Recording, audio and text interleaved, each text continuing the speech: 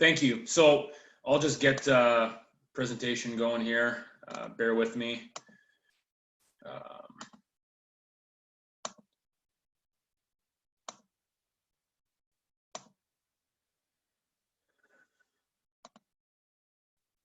All right, guys. So thanks for coming on. This is kind of a unique format. I'm sure you guys have been here before, but as the guy presenting, you can't see kind of the audience. So, I want to try to make sure you guys are as engaged as possible. So don't hesitate to send questions along to Dave, please. I would much rather kind of answer questions as we go, as they pop up, rather than just kind of fill them in on the end. I'll be talking about gap schemes or gap blocking schemes, I should say. And, I really don't know what the group of coaches I have and what you guys are looking for. I hope you guys can all leave with something that you guys can carry forward to, your seasons or whatever. But I've kind of touched on as many parts of it as possible. So hopefully I can provide something for you. And if you have any questions, like I said, please stop me at any time or type a question in the question part or whatever it's called. But so we'll start from here. With gap schemes, I don't know what kind of level of knowledge you have or how much you've done it or whatever. So I'll start from a base level. The way we define, gap schemes at Western, there's kind of three parts to it. We want to try to wall. So we'll wall the backside of the defense. We're going to pry, meaning we're going to kick out the outside part of the defense. And then we're always going to have someone leading through. Okay. So essentially how I would define a gap scheme is we're going to move or change gaps between offensive players. Okay. So like I said, we're going to wall off half of the scheme. So the play side linemen are going to down their play side gaps, and they're going to prevent the backside players from adding in play side. And we are going to bring backside blockers. So whether it's a guard, whether it's an H-back, fullback, or a tackle, we're going to take one or two blockers from the backside and bring them play side. So if you look at the diagram here, we've got 6 blockers. We've got our 5 offensive linemen and an H-back backside. And so there's 3 gaps for the defense to defend play side. There's 4 gaps for them to defend backside. So if we take 2 guys from the backside, we bring them to the play side. Now all of a sudden, we've changed the gaps the defenders need to fit. Okay, so now we've got 5 play side versus 2 backside. Okay, so that's going to force the defense to bring some of those defenders from the backside to the play side. And if we do a good job of walling off and creating that wall from the backside, now we can gain a numbers advantage to the play side. And really, at the end of the day, offensive football, it all comes down to essentially creating a numbers advantage, either at the point of attack in the run game or getting multiple receivers versus 1 defender in zone. Okay, so I'll go back here to the previous scheme. So if we've got a gap scheme going to the right with the scheme that we have here, very simply, what I would tell the play side offensive linemen, so the right tackle, right guard, and center, they ask themselves a very simple question: is my inside gap threatened? Meaning, is there someone in my inside gap, or is there a threat of someone being in my inside gap? If your inside gap is threatened, you're downing it. And I'll talk about the down block in a little bit, but you're responsible to down that gap. If your inside gap is not threatened, there's nobody immediately on the line of scrimmage threatening that gap, now we're going to look to our outside or play side adjacent linemen to see if we can double team, whether it's a deuce block by the guard and tackle, or versus an odd front, like a 30 front, for example, double with the center and the guard. Okay, so in this case, we look, the center, his inside gap is threatened, so he would down that. and we would still try to get a double team with the right tackle. So he's looking, is his inside gap threatened? It's not immediately threatened, but he needs to make sure that he steps down and downs his gap, secures that there's nothing there, whether it's the one tech or the 2-eye crossing face or a linebacker coming in. Once he's secured that gap, then he's going to elevate up. So just real quickly here, the benefits, I think it's important to understand why you're doing something. So if, there's a couple people here who run zone schemes and are thinking, maybe I want to do some gap. I think it's important to understand why you're doing it and some of the benefits and what you want to accomplish. So it may provide a different run fit, which I think, from our perspective, that's important. I like to do something different and pose different challenges to the defense. So if a defense is preparing for 4 weeks versus a heavy either outside or inside zone scheme, and then all of a sudden they come to play you and you're moving gaps and you're downing and it's all gap scheme, that is going to pose some problems for the defense and the defensive coordinator. They're out of their comfort zone. They have to really emphasize run fits versus pullers, which they may not have done. So you can get them a little uncomfortable going into the game. It can be, if you set your backs appropriately, it can be a good complement to zone. So if you're running, and I'll talk about it later, counter F, for example, where you're bringing the H-back from the backside and he's the guy coming across the formation and leading through, the play side double team on a gap scheme looks a lot like the backside double team on zone. So if we can, if you do a lot of split zone, now a counter F with a same side mesh could be complementary to a split zone. Or if you're running from, we call it a prowl position from the backfield where you go and kick out the end, if you do that in your zone scheme with adding him in on the backside, a power run with having him on the play side, that may be complementary to that type of zone look. I think down blocks are very good at getting movement, walling off the defense, creating space. I think angles are very good, especially if you're not as strong on the offensive line. I think there's a misconception that gap schemes, you've got to be, big and bad and you're moving people off the ball. I think down blocks can be advantageous for smaller offensive linemen. And so, working on those angles, if defensive linemen aren't used to playing against a down block, again, like I said, if they're playing just zone scheme and they're having, linemen step at them, and then all of a sudden they step into a game and the guy they're shading is stepping down, and then they've got someone coming in and downing them, it's a different look. And they're going to be uncomfortable. It allows us to establish a physicality, which is absolute premium for us. We want to get off the football. We want to win the line of scrimmage. We want to wear our opponents down. That is extremely important, and we want our run schemes and our plays and our blocks to exemplify that. So I think down blocks allow us to get off the ball and be physical.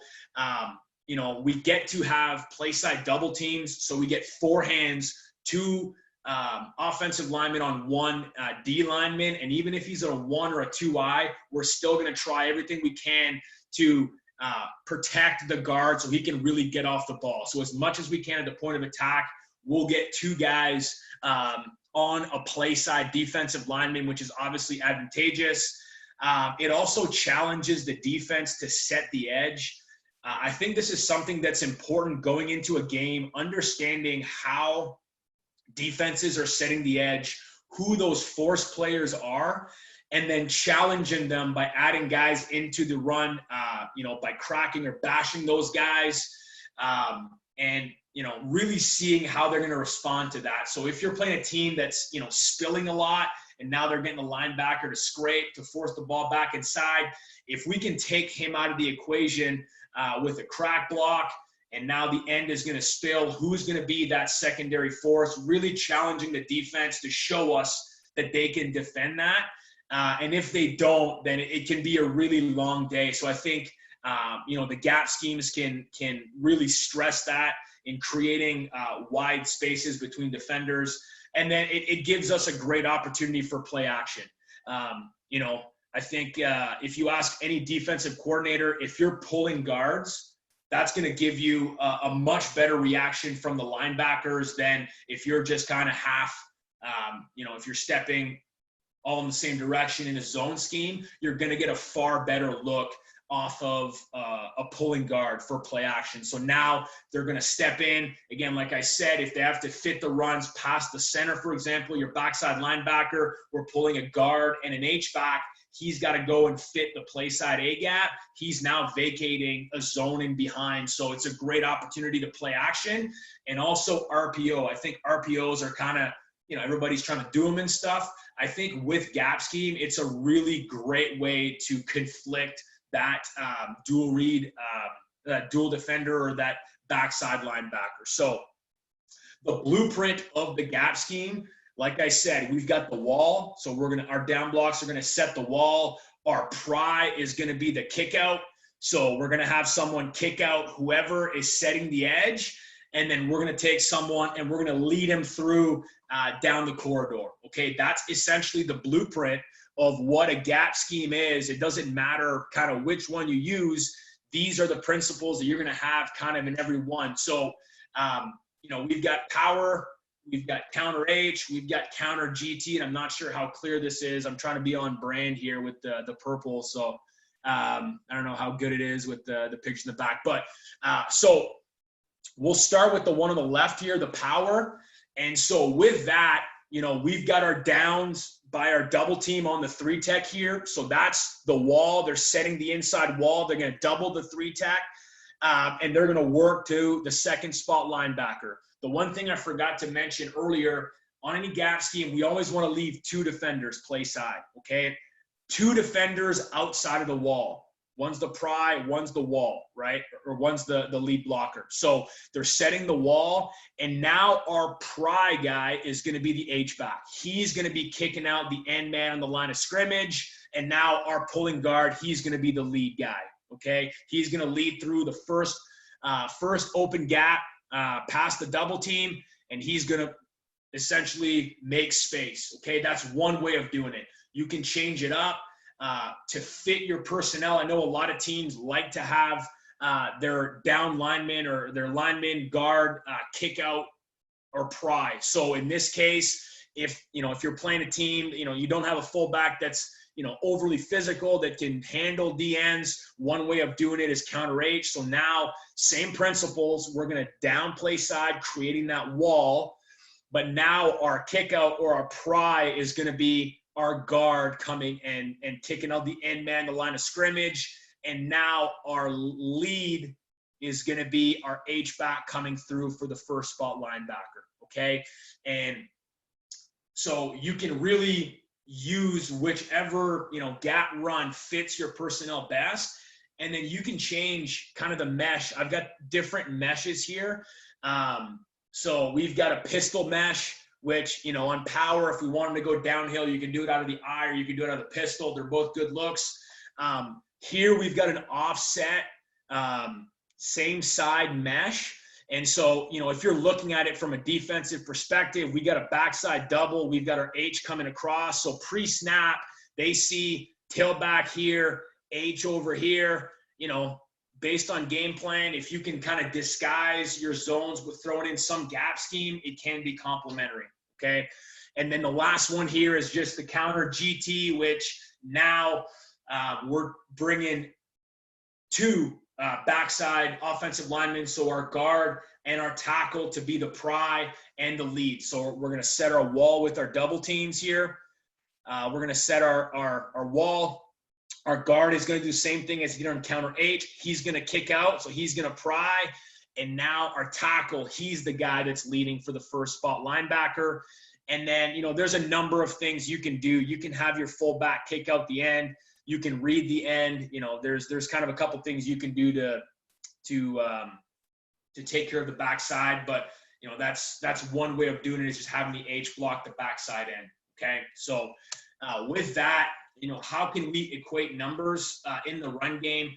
The first one is add-ins, and I think with gap schemes, add-ins are very effective. Okay, like I said earlier, if teams are going to try to spill you and have the linebackers now fit outside and force the ball back in, if they're spilling and now we take that linebacker and we take them out, you know, they're going to have to show that if the ball bounces, someone's going to be there to force it back inside and set the edge. So I think add-ins are a great way to, you know, equate numbers and really challenge the defense in setting the edge.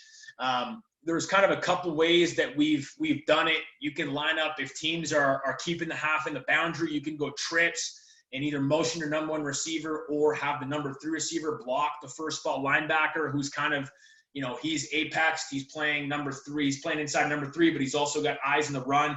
We can potentially come and dig him out.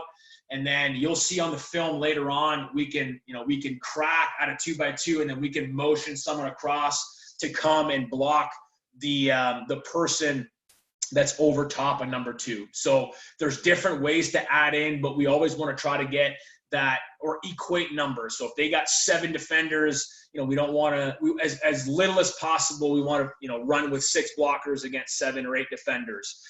The next one is first level reads. You know, I think when we think read, you know, the option game and stuff like that, we think zone, but it's doable with gap. So here we've got a counter H where, you know, we're downing or walling play side. Our guard's going to kick out. H is leading through. We can send our tackle up to block the backside linebacker and read the backside end. There's no reason why we can't do that. It's different. I don't think a ton of teams that run gap necessarily do that. But if you got a quarterback that can threaten to run, this could be a good option. And if honestly, like if you want to see some of the gap option game, I would highly suggest watching the Baltimore Ravens. They've pretty much, I don't know, gone to some pretty significant lengths to, you know, maintaining a gap run scheme, but also providing Lamar Jackson the opportunity to run. So if you're interested in that kind of stuff, I would highly recommend you look at that. And then the last one is second level reads. So, you know, the RPO game, which I think is quite prevalent now in college and high school and pro football. So same idea, same run scheme. We got counter H, but now our tackle is going to sling on the backside end as we normally would do on counter H. We have a zone mesh by the quarterback and running back, and now we're going to read the backside linebacker. And as I said earlier in the first example, we start with 3 gaps play side with 4 gaps backside. If we pull our guard and our H, now we've got 5 gaps play side, 2 gaps backside. So this will linebacker, in all likelihood, in a basic, you know, defensive scheme with no game plan or adjustment, he is likely going to have to come fit this play side A gap while these 2 guys are fitting pullers. And so now there's a good chance that this linebacker vacates his zone. It provides a much greater reaction or response from the defense than just a basic inside zone scheme, I think. If you run inside zone with the RPO, he can slowly play his open gap and then he can fill in. But if we're inserting blockers from backside to play side, he really needs to get to the play side gaps, which can vacate those backside windows, opening up some potential play action or RPOs. So I'll start talking about kind of the technique within the scheme. This is something that, you know, I don't want to be preaching or anything like that, but this is kind of how I structure everything. We try to break down the scheme by techniques. Okay, so I'll go over 4 of the techniques that we use on gap schemes. And then we want to start by seeing it. We want to show it to our guys, make sure they see it, they get a visual of what exactly it looks like, what the expectation is. We want to be very clear on what the expectation is, what it looks like. And then we want to be consistently reinforcing that. So the first part is seeing it. Then we want to make sure they understand the scheme. So what we're trying to accomplish, why we're doing it, how we're expected to do it, what some of the challenges are, what the defense is going to do. We want them to understand as much of it as possible, and we want them to understand the technique. Why are we using this technique? What are we trying to accomplish? And the way to really get to Whether or not they understand it is to get them to explain it. So teach it to you, teach it to the guys, get them to explain it to each other, but really, consistently reinforcing that they have to understand and explaining it, I think, is important. Once they get on the field, they have to feel it. So before we get into any, full speed reps, I always want to try to get them in the position of, okay, this is how the angle of your back, your elbows are here, your knee bend is like this. This is how it's going to feel when you get off the ball and strike through and you're getting displacement. Like, this is how it's supposed to feel. And if they don't know how it feels, they're going to miss the mark potentially. So you want to make sure they know, okay, that's the feeling. I'm chasing that from now on. But also on top of that, they can self-correct. Once they know, okay, this is how it's supposed to feel when I'm doing it. If they miss the mark, they can always self-correct, which is extremely important because you're not going to be there to coach every single rep in an individual period. The next thing is repping it, which I'll talk about in a little bit. They got to rep the technique at whatever speed necessary. It's not about getting 10,000 reps or 10,000 hours to master it. It's about getting quality reps. Okay, they've got to be deliberate in what they're doing. They got to be present mentally to make sure that they're getting the most out of the reps. So it's not so much about rushing through it. It's quality, and they're completely dialed in mentally. They're present. They're in the zone, and they're doing it. And then we test it with inside run periods, team periods, competitive periods, stuff like that. We test it, and then we start over again and repeat that over and over and over again till they master it, which could take, a long time. And just to note, before I get into the drill part of it, as Coach Jackson mentioned, this was my first year at Western. So some of the stuff we did was a little bit different than what they had done. Kind of everybody's got their, the way they do it. So as I go through the film later on, it's not perfect. I purposely put some clips in there that aren't great because I think it's important to coach with you guys. So, if you guys start doing this stuff, you've never done it, they're probably not going to be awesome at it. So it's good to hear me kind of coach through some of the mistakes, but also, as I'm talking through the technique and stuff, I'm not going to sit here and BS you and say that we had it figured out and we were awesome at the end of the year. This was still kind of a work in progress for us as we're doing some slightly different stuff. Okay. Hopefully that doesn't delegitimize me because they've been pretty good at running gap here before. So, we're just trying to get better. That's all. So in terms of technique, the 4 techniques that we're working on is the down block, the gap double team, which is different, slightly different than a zone double team. Not a ton. It's pretty similar, but gap double team, the kick out, and the skip pull. Okay. And Coach Jackson, if I'm going too long here, if I'm off trajectory way too far, feel free to tell me to speed it up here. And if you guys have any questions, let me know. Coach, I will jump in right now, just before you get too far ahead, because we do got a question about your second level read. So it's asking, do you ever have to base out the offensive tackle? Yeah, so that's what we would do. So we would, we base the end. The way I had it drawn up, it's more of where the tackle's eyes are.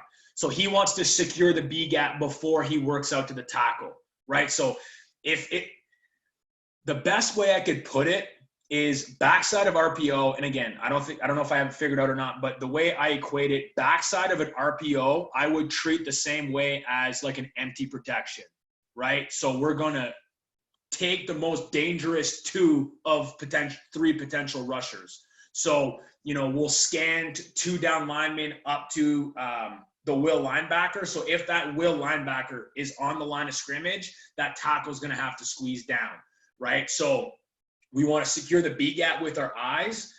If there's no threat, then he's just going to work out to the backside defensive end. And there's different ways that we can do it.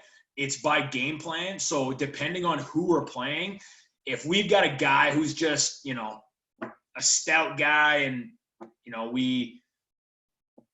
he's going to play the run and we know we can get him off the ball, we're just going to run block it. If we have, a pass blocker, we know we can get him upfield. A guy who's a pretty damn good pass rusher who, we don't want to put that tackle in that position, we may run block it. If there's a guy who's, really physical and can collapse the backside, we may give him a pass key to get him in a pass rush that we can get movement. So, we tell the tackle to scout that defensive end, and we get together and say, okay, how can we get what we want to get accomplished? Are we going to give him a run look? Are we going to give him a pass set? Are we going to give him, are we going to mix it up? So that's kind of how we approach that. Answer the question? That's great. Yeah, that's a great rule. Thanks, Coach. Yeah, no worries. So with our down block, and I've kind of, tried to figure out the best way to do this. And I think as a player and then, as a young coach, we would always find ourselves, when the guy down blocking was worried about him working over the top, that guy would run straight upfield and blow up the mesh in the back. If we're worried about him running upfield, he comes out flat. Now the guy gets worked over the top. And so, that can mess with the guy's confidence. It'll kind of slow him down getting off the ball, which we absolutely do not want to do. So we want to build into the steps what's going to protect him and defend the most likely threat of the defender. Okay. So hopefully my, feet diagram here are good, but, so this would be the guy downing, and this would be the defender, okay? In any of our run blocking, whether it's zone or gap, we're going to strike on the second step. Our first step gets us in the right direction. It gives us our angle of departure, but we're going to make contact on our second step, okay? So what we're going to do is we are going to always step with our near foot first, but we're going to aim that inside near foot, the near foot to the instep of the down lineman, okay? So whatever his inside foot is, I want to point my toe to that foot.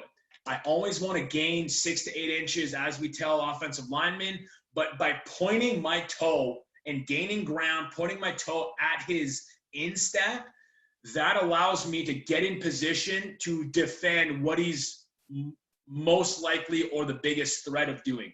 So if he's a wide shade, the biggest threat is him running upfield. If he's in a 4-eye or something like that, and you're downing the center's downing back, like that can be daunting. So we'd have to have the tackle help him out, but we want to take a flatter step in that case. Now we're going to take our second step is going to square the defender. So we always want to have him between our feet. Okay. We want to create a corridor with our feet. So our second step is going to create that corridor, and then we'll have to adjust on our third and fourth step. But mirroring the instep with our inside foot is very important. I want to gain ground on all of my steps, and I got to make sure I get my second foot in the ground. You'll see on film, there's a couple clips when a certain guy, he has a hard time getting his second foot in the ground, and he tends to get crossed quite a bit. And we want to get movement. Okay. I think there's a bit of a misconception with down blocks that I'm just going to I'm going to take my 2 steps and I'm going to wall it off.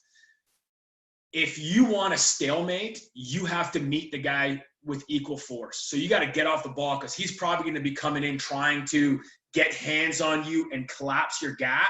So at bare minimum, you got to meet his force to get a stalemate. So we've got to make sure we're getting off the ball. We're getting our third and fourth step in the ground. That's going to dictate whether we win or lose that rep. But we got to keep our feet moving. Okay. We can't just be complacent with that stalemate, because what'll happen, he'll either walk you back into the running back, or he'll give you the sense that you have him blocked. He's going to extend his arms. He'll find the back, and then he'll shed you, which is probably one of the most frustrating things in a gap scheme. So we got to make sure we move our feet. Okay.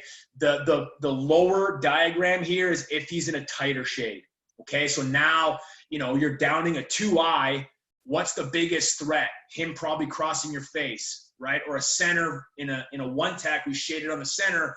We're thinking maybe a zone pressure, overload pressure, he might cross my face. So I got to be in a position. I can't open up too much. So he's just going to mirror again, stepping his inside foot, mirroring the instep of the defender. Okay. 6 to 8 inches. And I'm going to get my second foot in the ground. Okay. How we rep that. If you came here looking for cool drills with a bunch of bags and all that stuff, you came to the wrong place. I'm pretty boring with Indy and all that stuff. We just literally every day we line up our offensive line on the goal line. We put someone in front of them, a partner, and we do what we call two-step strike. So we'll work our down blocks. We'll do two-step strikes. We'll literally just do our 2 steps and we'll strike. So again, we'll work the angle versus, different shades. We'll widen it. We'll, tighten the shade, all that stuff. And we'll try to provide looks or shades that we're going to see that week. And then we'll do a full drive. So now we're doing the same thing, but now we're adding 3rd, 4th, 5th step, getting movement for about 5 yards. Then we'll work down blocks with double teams, which I'll talk about shortly. Then we'll incorporate that, doing that exact technique that we just talked about, be very diligent and specific in how we're stepping, but now adding all the other moving parts. So we're going to run versus the certain looks of the week, but we absolutely need to maintain that technique that we talked about in that indie period, and then we'll get to team and inside run. Double teams in our gap schemes. This one I think we do probably differently than a lot of people. And it's more so because of the outside man, the tackle on a deuce, his technique. So this would be a right guard and a right tackle versus a 3-tech, okay? So they're going to deuce to the 2nd spot linebacker, okay? The outside man, the tackle here, he's going to do what we call a T-step, okay? And what the T-step is I'm going to step with my backside foot first. All right. And I think a lot of people have a hard time wrapping their head around that because they've been told, never step, never cross your feet, never step with your backside foot. But we want to make sure that both guys are striking at the exact same time. Okay. So they're both striking on their 2nd step.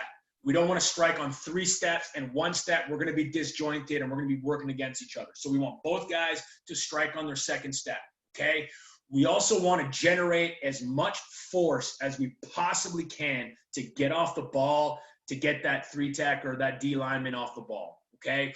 So he's going to step first, okay, with his outside foot. He's essentially going to gain 6 to 8 inches, but he's going to split his crotch, okay? He's going to take it and put it in his midline. He's going to push off that as hard as he can, okay, generating as much power as he can, pushing with his glute. And then he's going to bring his 2nd foot, his inside foot, through the defender, okay? And he wants to get hip to hip with the guard. I want contact with both hands, and I want to destroy that D lineman's hip. I want to punch through the hip as hard as I can and try to break his leverage. If I miss, I potentially hit him, in the ribs or in the midsection, which is I'm in a good position. He's not going to out leverage me. I'm going to be lower than he is.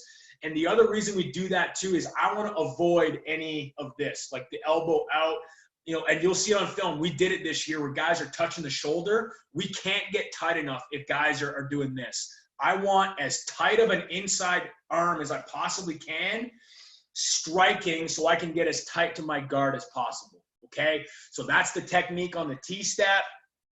The inside man on the double team, he's going to do what we call a check step. We call it a check step because he's checking his inside gap. So he's literally going to pick up his foot. He's going to turn it a little bit to try to get the inside part of his cleat in the ground. And then he's going to drive his inside foot through half of the defender. Okay, so again, both guys are stepping with opposite feet, and then on our 2nd step, we're going to come together and get that D lineman off the ball. Okay, so we want to pick up, put it back down.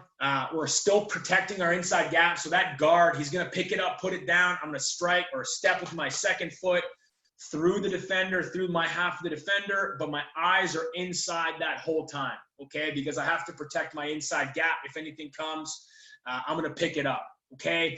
If we have an inside shade on the guard, then the guard is just, or the inside guy, I should say, he's just going to down block. The same thing I talked about earlier. He's going to step to the instep of the down lineman, get his 2nd foot in the ground. He's going to strike.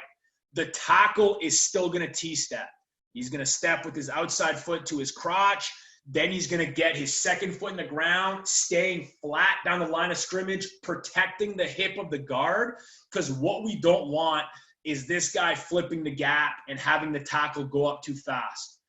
The other thing too is if I go up too fast, what happens is I don't have leverage in relation to the back on the linebacker. He could potentially run under and make the play.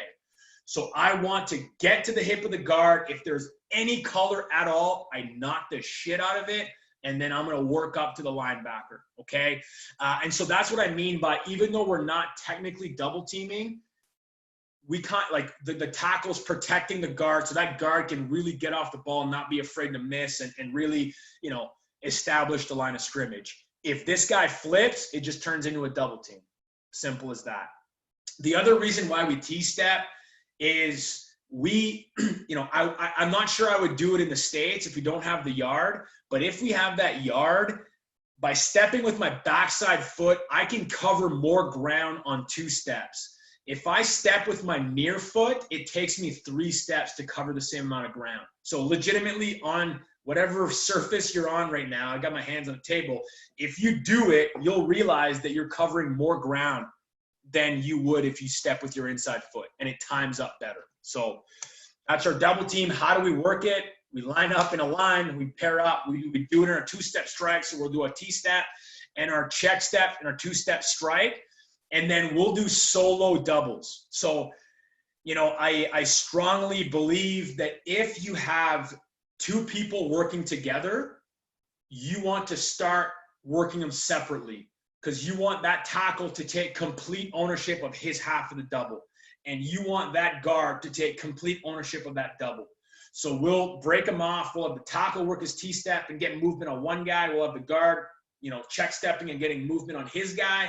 And we want to make sure that we're getting off the ball, we're striking, we're generating movement, and then we'll get them together, do full double teams. And then same thing I said earlier, we'll do a run versus a look. So we'll incorporate all those techniques in our run versus look period, and then in an inside run period where we test it. Our kickouts, so this would be more of a counter H scheme, or the guard is kicking out. We absolutely want to insert up the line of scrimmage, okay? We cannot have any space between the play side tackle and the guy we're kicking out, okay? We want to be as tight on that tackle as we possibly can. So what we'll do here, he's pulling to the right. I'm going to drop my backside foot, okay? Similar to the T-step, I'm going to drop my backside foot, and that allows me to push off that foot and gain ground right away, inserting up to the line of scrimmage, okay? I want to find the tackle's hip, so we have to assume that he's going to gain ground, and I want to insert up off his butt. I'm aiming for the inside armpit, and if I'm blocking right, I'm hitting right. I noticed a typo here. It should be hit, not hit. But I want to get my head in the hole. I'm making contact with the shoulder, and I want to clamp with my inside arm to make sure that he doesn't fall back inside. To drill it, we'll get, you know, 2 groups facing each other. They're both pulling the same direction, right? So they're both pulling left here. We'll have a line as a line of scrimmage, and we'll put something here. This is, you know, potentially a shield, and that just makes sure that he's inserting up the line of scrimmage, right? So to give that visual to really cue him to get upfield and insert up the line of scrimmage, be as tight to that tackle as we possibly can be. Again, we'll drill this. We typically do this early in practice or in a pre-practice. Then we'll incorporate it in our run versus look, and then our inside and team period. Any questions, Coach, as I'm going through this? Are we good? Coach, I've got a question for myself here.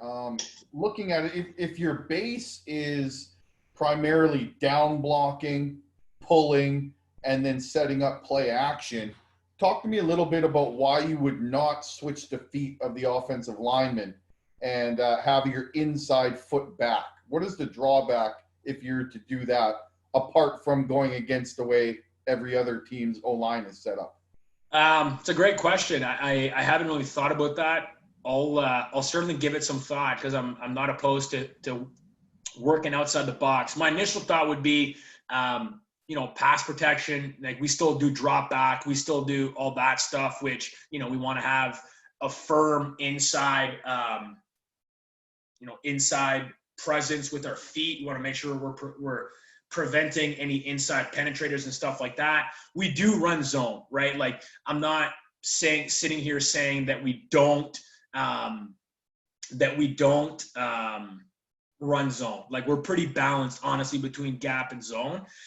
The other thing too, I think there may be a misconception. Like I'm not big on like huge splits between our feet. Like I want offensive linemen to have like a very balanced stance. So it's not like we're completely like this. Like our feet are pretty balanced. So I don't think it's completely out of the, we're expecting too much of them to drop their inside feet. But to your point, Coach, the T-step, by getting my T-step, I'm essentially switching my feet. So I bring my backside foot up. It automatically, like now my inside foot is down. So you kind of get to that with the T-step. So that's a great question. I'll put some more thought into it. We may, maybe revolutionary here. We might change everything up and drop our inside foot. I don't know. But I haven't thought about it that way. So it's a good question. Any other questions from anybody, or everybody's good? We're good right now, Coach. All right. So now the skip pull. And once I'm done through this, we'll get to the film here. I know I'm long-winded, but I'm trying to be detailed and provide as much info as I can for every part of the scheme. So on our skip pull, that's the guard who's going to pull as the lead guy on the scheme. So he's going to push off his inside foot. Okay, I'm going to load my inside foot. I want to push off a bit. I'm going to cross over my backside foot. I'm going to plant my play side foot, and I want to make sure my shoulders are square, and whatever space is there, I'm inserting up and I'm creating space, okay? I want to be as tight to the double as I possibly can. I want to be inserting up off of the kick out or the pry, and you're creating a path, all right? So those are the schemes, and that's kind of how we rep it, the exact same way we rep the kick out. We just put a shield down, and now he's going to work around the shield, simulating that being a double team. So I'll go back, and does anybody have any questions while I kind of switch the film up here? Is anybody have any questions about anything while I set up the film? Yeah, coaches, go ahead. If you do have questions as he's transitioning, you can. Yeah, this might be a good time. And you can also unmute yourself if you'd like to ask it live, but yeah. Throw them in there and we'll get him to Coach Gates. Quick question. So do you have to teach both pulls, those, if the guys don't have great hips? You can't do What's that? You have to teach both pulls, like a square pull and a skip. Do you let them do? We've done both, yeah. So we'll separate it, and they do both. So yeah.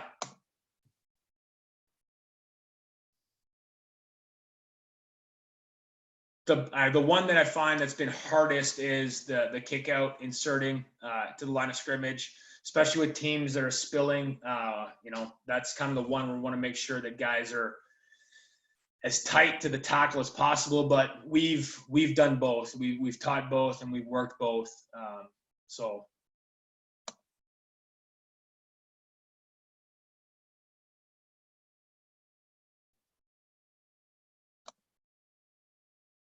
All right, so we'll start here with some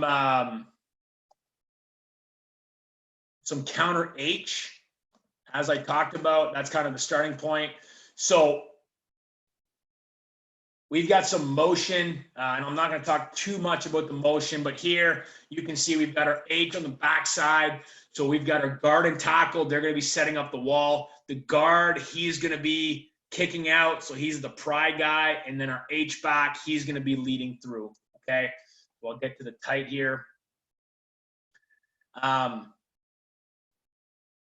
If you watch, and like I said earlier, in no way is this perfect. Like this guard, so this is where the double team's happening. Tackle's inside gap is threatened. The guard's inside gap is not, okay? So he's going to check step.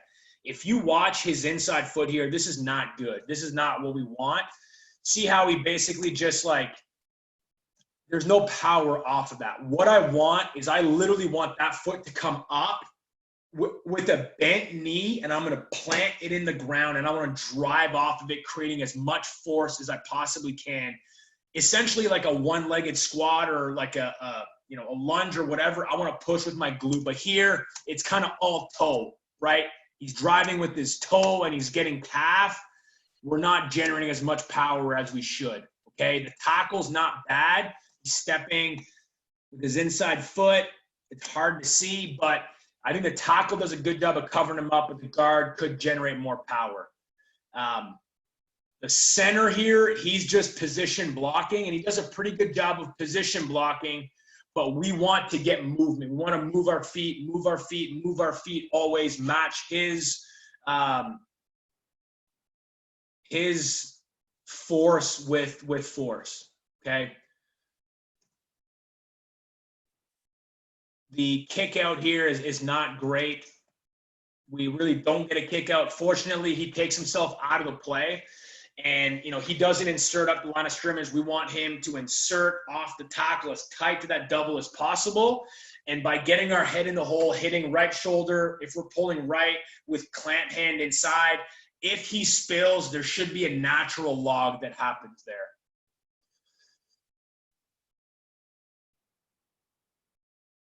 So here we can see the guard. This one, there's no tight, so I got to go from the wide. The guard and tackle do a pretty good job on the double, getting hip to hip here. See, we can see the tackle protecting the hip of the guard. He's pretty tight. If he were to work over the top, the tackle will be there. We get a pretty decent kick out by the guard. I would like him to run through contact, and there's some pretty good clips later on. This is still early in the season of him running through contact, but we create, that space between the kick out and the double teams. The one thing here, and you'll see kind of a recurring theme, our number 3 receiver here, he comes and digs out the sand, okay?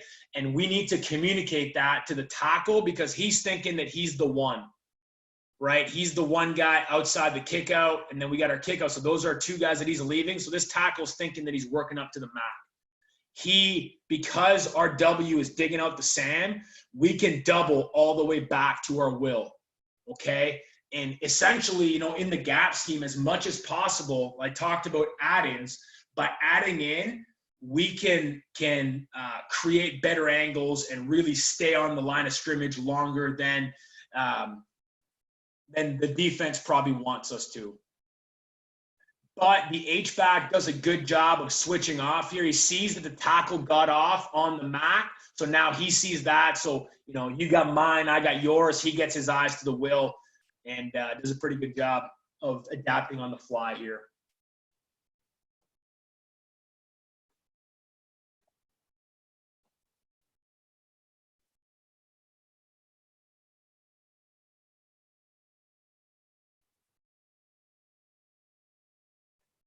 So here, same idea. Counter H. We're out of trips, so our W is digging out the number 3 receiver, which now gives us good angles. We can double to the will and pull for the MAC. The reason why I have this clip on here is, this is, if you do a lot of gap scheme, you're kicking out with your guard. This is, an answer you're probably going to see. You see the rush here, take out the pulling guard. He cuts him. So this is something where we tell the guys, get as low as you possibly can. You're looking, the technique we're looking for is you're essentially, pretend like you're tipping a cow or a sheep or anything 4-legged. You want to try to get as low as you can, and we're trying to tip that guy over, and I want to bring my knees through the block. Okay, I want to make that as uncomfortable for that guy cutting as possible, because this guy's making a decision, I'm going to cut it, and the coach told him all week, okay, if we get to a certain point in the game and we can't defend it, we're going to cut, blah, blah, blah. Make it as uncomfortable for him as possible so that the next time he may think twice about doing that. This is, if we look play side here, this is not good. Like I said, I shared all clips. He needs to be a lot more forceful with that step. We really want to drive it in the ground. And this tackle is, he's really passive here, and he doesn't T-step, but he's a little passive. There's no, he's taking like 6 steps before he makes contact. We want to make contact on our second step, okay? Not to mention, we get separation here. We don't want to have separation. We want to be as tight as we possibly can.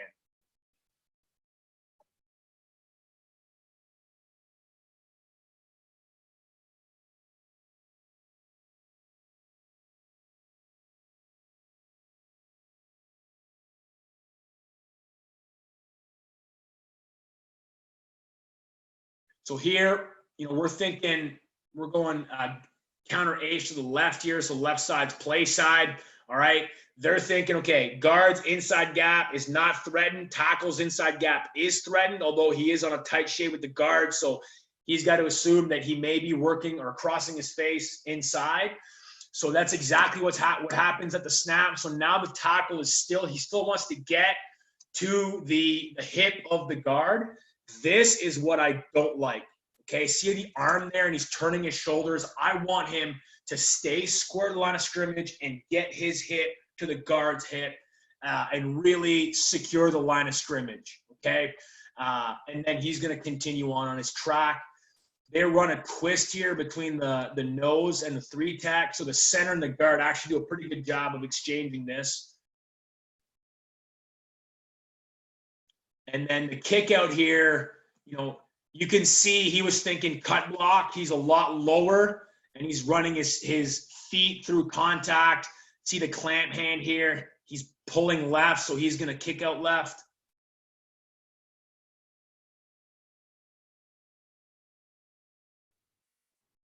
At any point, guys, unmute, ask questions, write them in. Don't be afraid to ask questions, all right? I know I'm talking a lot.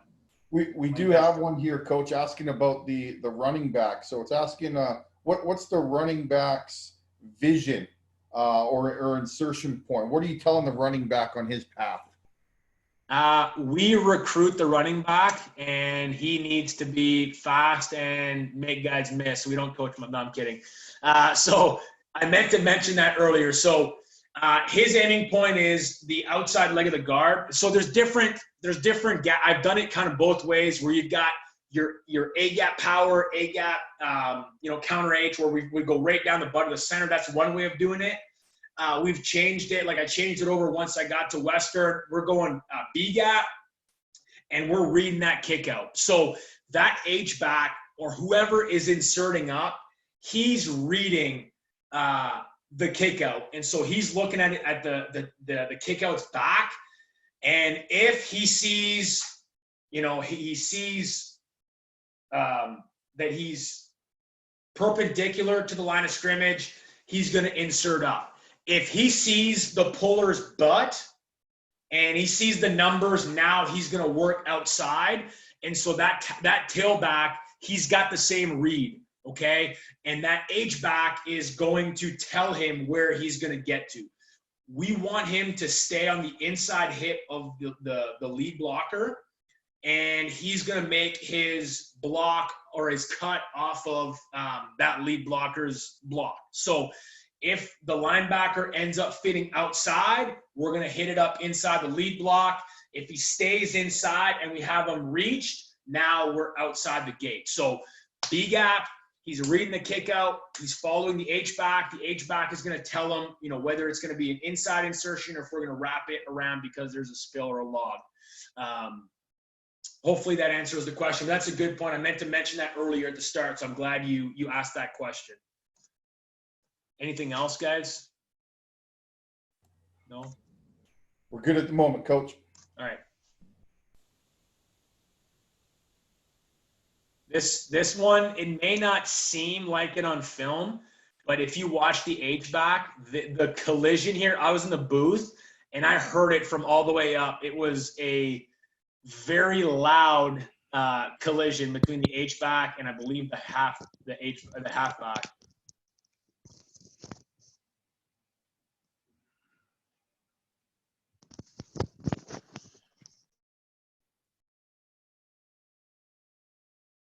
So again, the left side here, he steps with his outside foot, which is what we want. He's getting up higher than I would like him to. I'd like him to be lower. But, this guy was a fifth-year guy. He'd been, there for a long time, and he kind of had a habit the way he had done it. And so you see his inside arm touching the guard. I don't want that. I want this elbow to be as tight to his ribs as possible, and he wants to get his hip to the hip of the guard. But again, it was a work in progress throughout the season. We get a good kick out here by the guard. Block left, hit left.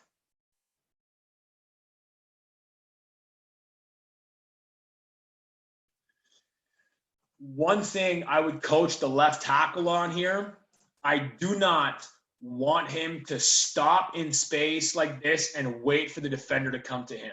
Because what will likely happen is this guy is going to, he doesn't have leverage in relation between the back and the linebacker here. That linebacker is aggressive. He could potentially get under that block and make a play in the backfield. So that is potentially going to happen. But more often than not, if the guy stops and waits for a linebacker working over the top, usually there's like a tether ball and he just ends up missing and the guy just works over the top. So, which is kind of, what ends up happening there. We don't really block him. We just kind of push him into the pile. I would want him to get on him as soon as possible.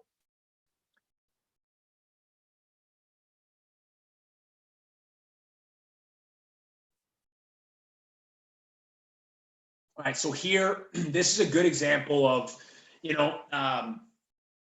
the three tech, and this is Carleton, like they've got, 4 down linemen, but they're all standing up. They're moving around.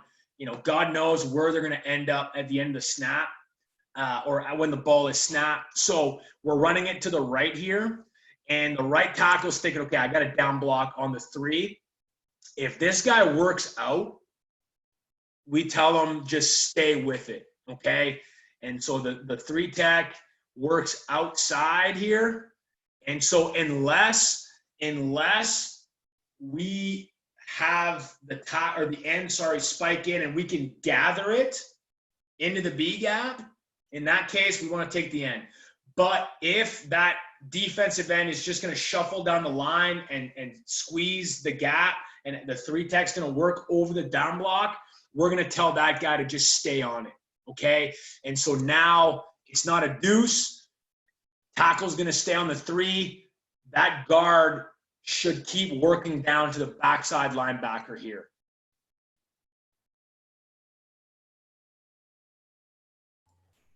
Coach, that kind of leads me into a question I have as I'm watching this film. Yeah. How much reading fronts do you get from the defensive line? Meaning at the snap of the ball, they might slant specifically the center, but could be any of them to the side away from the initial steps. And that's what Carleton did. How much problems does that present to you? You got to rep it. Like you have to rep it, and you got to have your eyes inside. You have to recognize the front, because based on the front, there's going to be specific looks that they're going to try to get to, right? So you can kind of, based on the front, based on the shade of the D lineman, you can expect certain things, right? But we have to protect the inside gap. We got to get our eyes looking, at our inside gap linebacker through the next adjacent lineman potentially. Because if we've got potentially the nose working over the center and stuff like that, then the guard, his inside gap now becomes threatened. He's got to get off of it. So we see a fair bit of it. We just rep it, honestly. You'd want to rep it the same way you do like a force to switch in a pass protection situation. You just work that stuff in your indies and based on situation, based on what the front is, all that stuff, you kind of work it and make sure guys are protecting their inside gap. Yeah, does that answer the question? It does. Thanks, Coach. We got a pretty good kick out by the guard. Okay. Again, he's moving his feet through contact, which I like, which is, what we're looking for. We get a T-step. I would see how he's kind of just pushing out like this. I want tight elbows. I want to strike the shit out of the hip, and I want him to stay square. Okay. Again, this is a work in progress. You know, by no means do we have it figured out, but he's kind of just tapping off on it. I really want him to deliver a blow on the hip and stay square and then work up to the linebacker.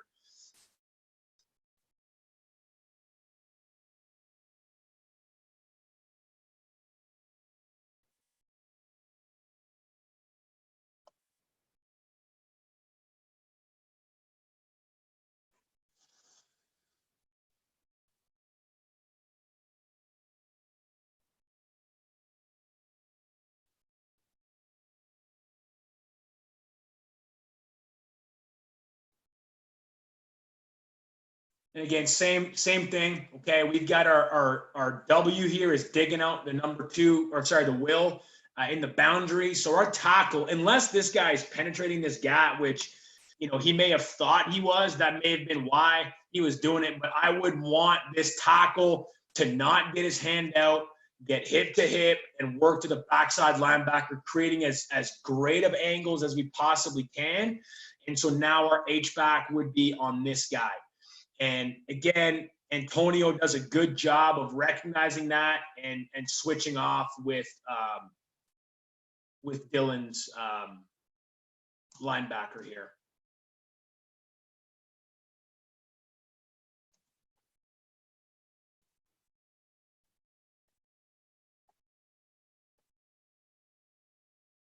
Any questions on counter F? I'm going to move on to different run schemes here. So. No? No, we're good, Coach. All right. As usual, I had way too many clips. So somehow I thought I was going to get through like 15 clips of counter F, but.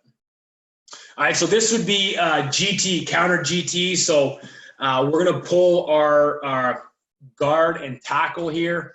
And I believe that's what we're doing. Yeah, so this is the call here. We're GT. All right, but at the snap, there's a backside B gap penetrator. Okay, so if they're bringing someone in the backside B gap, we'll make a call on the fly. The tackle is going to secure the B gap, and now they're going to switch responsibilities, and the H-back is going to be the guy pulling, which I believe is what ends up happening here.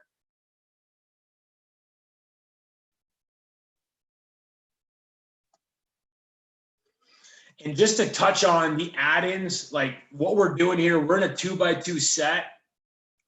Okay. And sorry. So we're in a 2x2 set. We're cracking. So we're blocking with our inside receiver in the boundary. We're going to bash the first spot linebacker. Okay. And then we're motioning our field slot. He's coming across, and now he's going to block the guy who the W is vacating, as because he's going to work one guy in. Now our W is going to work, and he's going to essentially take the half so that we don't get outnumbered at the point of attack. Okay, so it's one way of, you know, creating misdirection, but also challenging the run fits. And you can see here, 20 ends up fitting outside this crack by the W. And so now what ends up happening is they overcompensate, we wall the backside, and now we've got a good crease inside, which is, you know, very likely to happen if you're doing a lot of add-ins.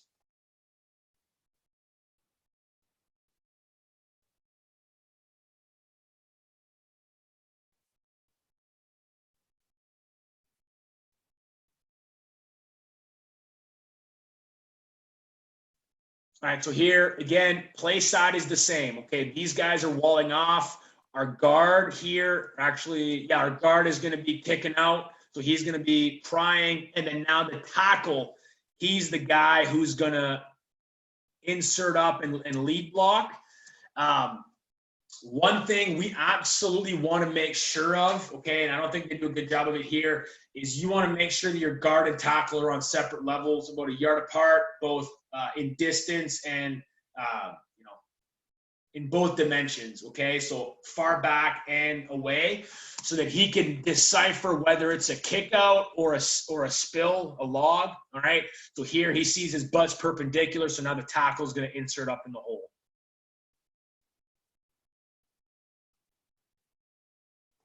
The one thing about add-ins, okay, if we're adding in, and we do a lot of that stuff, you want to make sure that you're working that in practice, and that you're working those looks consistently, because we got to all be on the same page. You can see there's times when receivers are blocking, the linebacker and the O-line doesn't seem to know, so we got to make sure like this is something that O-line knows when the receiver is adding in, and so on. So here, this is just a different formation to get to it. We get a trips tight looks. We have a tight end in the boundary. This is a formation we did a fair bit of, okay? And this allows us to have the H, the tight end, block the block down in the C gap. And now we're going to pull our guard and tackle, and then we're motioning him across to add in play side as an extra blocker. But scheme is the same. We're going to wall, we're going to pry, and we're going to lead. The receiver who adds in gets bucked here pretty good, so not ideal. But as the guy was getting hands on him, he wasn't getting his hands on the back, so.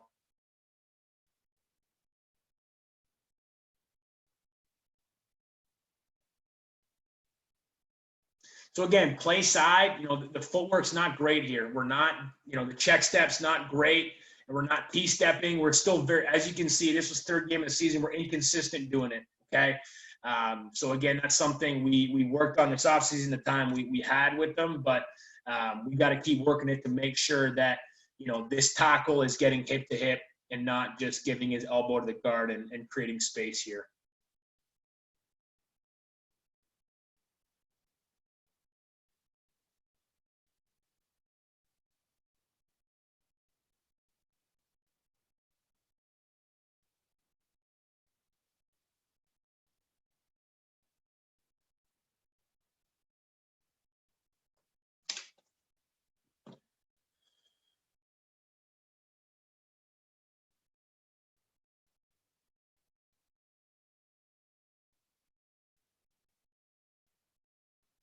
And then you can change it up too. I put this clip in here. If you want to run the quarterback counter, again, everything's the same. The only difference is a different person run the football. So with the gap scheme, you can have, quarterback running it. You can have receivers adding in and running it. So here, it's GT. HVAC is sealing the backside. We're going to, have the mesh working away, and then the quarterback is going to be the one inserting up. But for the O-line, it's the same, right? We're downing. Guard is going to pry, and then our tackle is going to lead through. So again, as many just likes as we possibly can for the offensive line, right? We want it to be similar, do the same thing every play for them, or as similar as possible, and then change some of the looks for the defense. But at the core, a lot of it is just teaching the same concepts to the offensive line repeatedly. We'll get into a couple power clips here. We didn't run power that much this year. We were better with the counter H a little bit. So I've just got a couple clips to show here, and then we'll get into the play action. But so now the H-back is going to be responsible for the pry. So he's going to kick out, and, he dips his head here, right? And this guy he's expecting, most games, those guys are just like spilling, wrong arming. In this game, those guys they're kind of unpredictable. Carlton, they'll stand up, and you'll have one play where he'll spill. The next play, he'll try to swim outside. So in this case, the guy completely jumps around him. So we want him to be in control here, not like he is here, but we end up widening the hole enough that the back can hit it. So now the guard is going to be leading through. He's got to get his shoulder square, and I don't know what he's looking at here, but he's got to get north.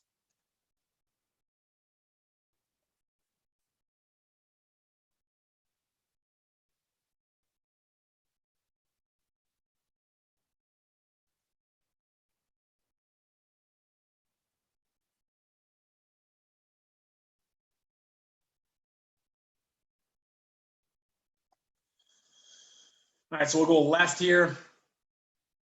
Okay, so now the H-back is kicking out. Whoever the end man on the line of scrimmage is, it's the linebacker here. They got 2 D linemen inside. Doesn't matter. These guys are going to down their inside gaps, which they do.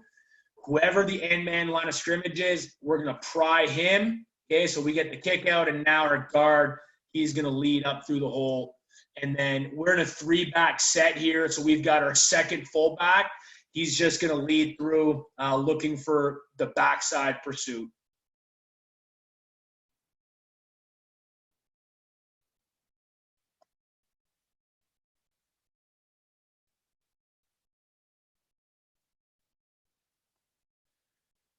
Right, so again, H-back's going to be responsible for the end. So he kicks him out, does a decent job here. He got him off the line of scrimmage. We down. See, the right tackle does a pretty decent job here on the T-step. That's more of what we're looking for. I would like a tighter elbow, but we completely collapse the inside. He works up, and then our guard, I don't think he's ready for contact here. This linebacker, the middle linebacker, kind of stuns him, but the back's able to bounce it out and get some positive yards. So with that, I'll get a couple play action looks here if I have some time. And if you guys have any questions about anything we just went over, whether it's power, counter H, anything like that, any questions? Yeah, Coach, I think we got time for maybe 2 or 3 play action clips, and then as the questions come in, I'll be sure to get them to you. Okay, sounds good. All right, so with our play actions, you want to protect the runs. So we've got, play actions off of power where the H is going to block in the end. He's going to insert up into the pass concept. We're anticipating that we're going to pull a linebacker out into the concept. Double team, the technique's the same. Their eyes are on the second spot linebacker. Now our guard is going to kick out the end. Tailback's going to mesh, but his eyes are on the backside linebacker. Now he's going to come and insert up on the backside, securing the space that the guard just vacated. And then we also have our play action off a counter. So same idea. Now the fullback is going to be on the backside. We're going to secure our inside gaps, downing and doubling. Eyes are on the MAC. Guard's going to kick out. Now our H is going to skip pull, and he's going to set up looking for the Sam. So it gives us that exact same counter H look. Tailback's going to mesh. Coach, and his eyes are on the wheel all the time. Do you want that to be – do you want us to see that? Right now you're not sharing your screen. Do you want us to be seeing that? Oh, yes, absolutely. Shit. Sorry. Pardon my language. I went an hour and 16 minutes without doing that. It's damn. That was my one goal. Don't not share the screen. So yeah, so this is the power play action. We're going to bluff the end, and he's going to go add into the concept. Guard's going to secure the edge. You can see the blocking scheme is the same. And now the tailback, it's hard to draw, but he's going to mesh as if he's running power, but his eyes are on the backside linebacker. If we got pressure, then he's got to abort and meet him at the line of scrimmage. Now we got our counter H, look, secure the inside gap. Eyes are on the middle linebacker. Center's going to go back. Guard's going to set up, kicking out the end, and now the H is going to set up for the Sam. Tailback's going to set up for the Will. So it's a 6-man play action, 6-man, and a 7-man play action. So we'll get to a couple clips here.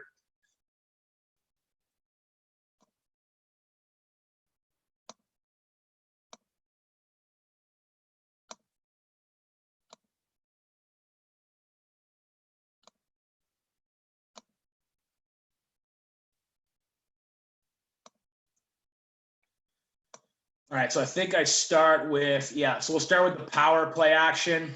All right, so you'll see. So this is a formation we would do a lot of power out of. We would motion him down, and then he would come and crack the first spot linebacker, and then we run power. So now we get that exact same look. And then we'll leak the tailback out. And you can see kind of the reaction you get from the linebackers here. Those inside backers step pretty good to the run. I'll get to some different clips here.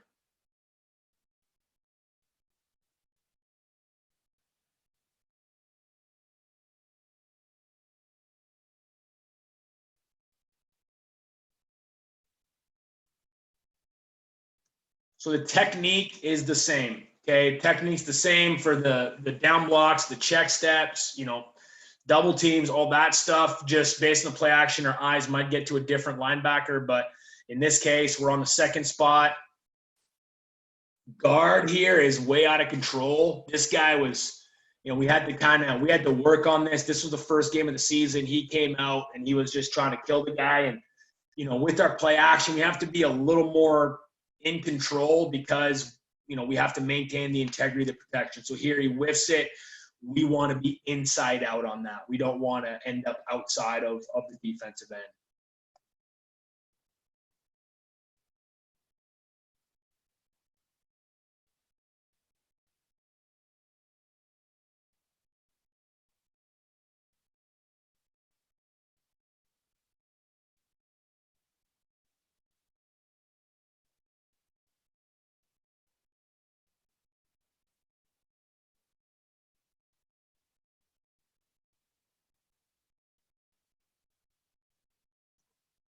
So, like I said, and this will be the last clip for the power play action, okay? We assume one linebacker is going to leave with the H, okay? So this tackle, his eyes are on this linebacker right here, okay? And you can see he leaves, another linebacker shows up, tackle's got to stay on him. He can't be hesitant. We can't let him work over the top. As he steps down, linebacker comes down, you're engaged, you stay on that guy. We don't let him work over the top. I'll show you a couple counter H.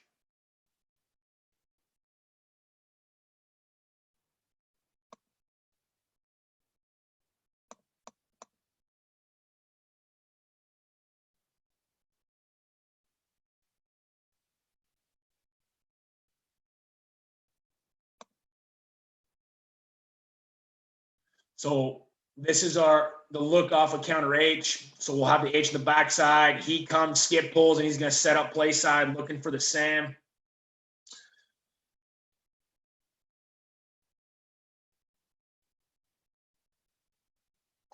And they had a pretty good, they came out with a 30 and then they would play a 4-eye with a linebacker off the edge. So we had to this was the first play of the game. So we had to make an adjustment on the front, right? So we should have the tackle helping out the center here because you can see that's a long way for the center to go. And we don't want to end up in this position. We want to cover up. We shouldn't be able to see the 9 there. Okay, so this was first play of the game. When we saw that's what they were doing, we had to make an adjustment. But you get the idea on the H play side. It looks pretty much identical to our counter H. Tailback does a good job of helping out here, though, giving Chris some time to get the ball out.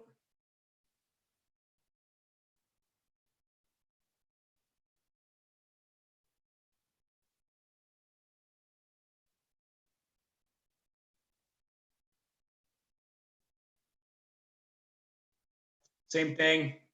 Okay, counter H, play action. And you can see the response from the linebackers here as they see the guard, they see the H. Both guys almost get to the line of scrimmage. We just got to get past the backside linebackers, but we're able to hit those windows in behind linebackers. I think maybe better than if we were just running an inside zone scheme. Now, Coach, this is a good example on, of not only the reputation you guys have, but the success you've had in your run game, because we're looking at 2nd and 10 here. Yeah. And you're getting this much bite on play action on 2nd and 10.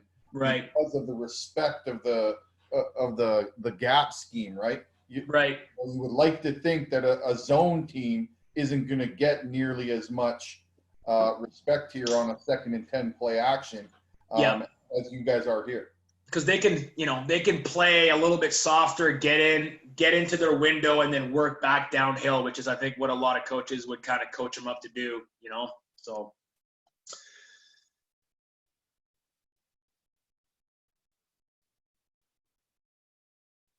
And this is a good example. If on your play action nothing is there, and you have a gap play action, it turns into a gap run with the quarterback, so he can escape, and you've got, guys can get movement and potentially allow for a scramble, which is what ends up happening here.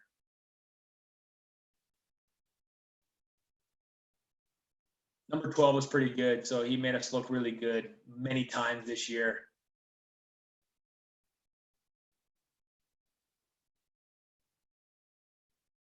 Yeah, that's what I got. So I want to keep some time if anybody's got any questions. So fire away if you have any questions.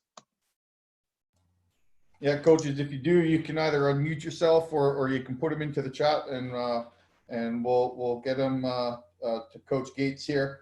But I want to thank you, Coach Gates, for coming on. It's exciting for me. I was saying to you before we went live, just to get a glimpse into, an established program at Western that's been doing a similar sort of run scheme for a long time and has been very successful. And it's different than the new cycle of the zone and your traditional RPO and stuff like that, although it does still have the same elements. So that was great.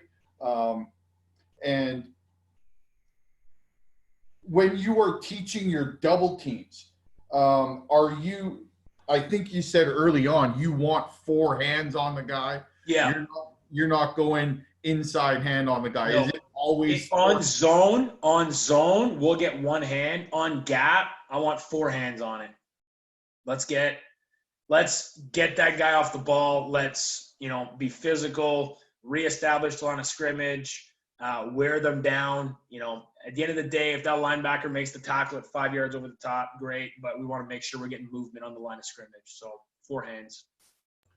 Yep, that's fantastic. We just have another comment in here that they like the T-step idea. So for up front for the O-line. So Coach Gates, thanks again. Really appreciate you coming on. And best of luck to you in the rest of the off season here. And if you guys do get something going this year, I'm rooting for you that you do get something going. And if not, then I'll look forward to your first season as the OC out at Western. So thanks again. Appreciate it.